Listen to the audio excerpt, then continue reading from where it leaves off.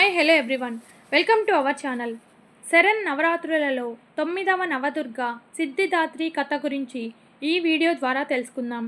నవరాత్రులలో ఆఖరి నవదుర్గ అయిన సిద్ధిదాత్రి ఆశ్వయుజ శుద్ధ నవమి నాడు ఈ అమ్మవారిని పూజిస్తారు. సిద్ధి అనగా సిద్ధించడం, దాత్రి అంటే ఇచ్చేది అని అర్థం. భక్తులు కోరుకున్న సిద్ధులను ఇచ్చే దేవత ఈ సిద్ధిదాత్రి దుర్గాదేవి.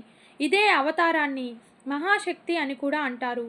మహాశక్తి ఇచ్చే శక్తిని అవగాహన అంటారు. ఈ అవగాహన మనిషికి తాను ఎవరు అనే స్పష్టత కలిగిస్తుంది.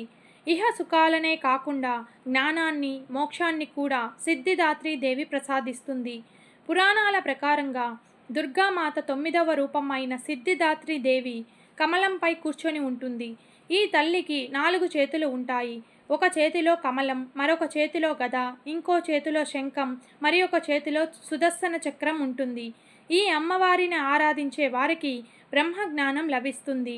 మానవులే కాక సిద్ధులు, గంధర్వులు, యక్షులు, అసురులు, దేవతలు కూడా సిద్ధిదాత్రి దేవతను పూజిస్తారు.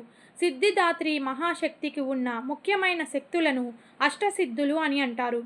వాటి గురించి చెప్పాలంటే, 1 అనిమ అంటే శరీరాన్ని అణువు కంటే అతి చిన్నగా చేయగలగడం. 2 మహిమ అంటే శరీరాన్ని ఊహించనంత స్థాయిలో అతి పెద్దదిగా చేయగలగడం. 3 గరిమ ఒక్కసారిగా శరీర బరువును విపరీతంగా పెంచుకోవడం. 4 లగిమ శరీరాన్ని పూర్తిగా అత్యంత తేలికగా మార్చుకోవడం. 5 ప్రాప్తి కావాల్సిన వస్తువులను పొందగలిగే శక్తి, అలాగే అనుకున్న చోటకి అనుకున్న విధంగా ప్రయాణించగలిగిన శక్తి. 6 ప్రాక్రామ్య ఏ భోగములు కోరుకుంటే ఆ భోగములు దక్కించుకునే అనుభవించే శక్తి. 7 ఈశత్వం ఎవరిపైననైనా లేదా దేని మీదనైనా అధికారాన్ని పొందగలిగే శక్తి. 8 వశిత్వ సృష్టిలో ఉన్న వాటిని, ముఖ్యంగా పంచభూతాలను అదుపు చేయగలిగిన శక్తి. ఈ సిద్ధిదాత్రి అమ్మవారిని ఉపాసించే వారికి ఈ అష్టసిద్ధులను అమ్మవారు ప్రసాదిస్తారు.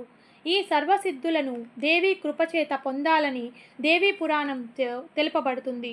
ఈమె పరమశివునిపై దయతలచి ఆమె శరీరంలో అర్ధభాగమై నిలిచింది కనుక ఆయనని అర్ధనాదీశ్వరుడుగా ప్రసిద్ధి చెందాడు. కావున నవదుర్గలలో సిద్ధిదాత్రి చివరిగా నవదుర్గ. మొదటి 8 దినములు క్రమంగా దుర్గాదేవి యొక్క అవతారాలను భక్తితో నిష్ఠగా ఆరాధిస్తే 9వ రోజున ఉపాసకుడు ఈ సిద్ధిదాత్రి ఆరాధనలో నిమగ్నం కావలెను.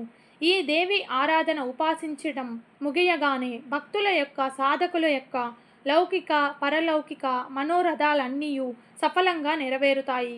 సిద్ధిదాత్రి దేవి కృపకు పాత్రులవుతారు. ఈ వీడియో కనుక మీకు నచ్చినట్లయితే లైక్ చేసి అలాగే షేర్ చేయండి. మరిన్ని ఇలాంటి ఇంట్రెస్టింగ్ వీడియోల కోసం నా ఛానల్ని సబ్స్క్రైబ్ చేసుకోండి. Thank you for watching.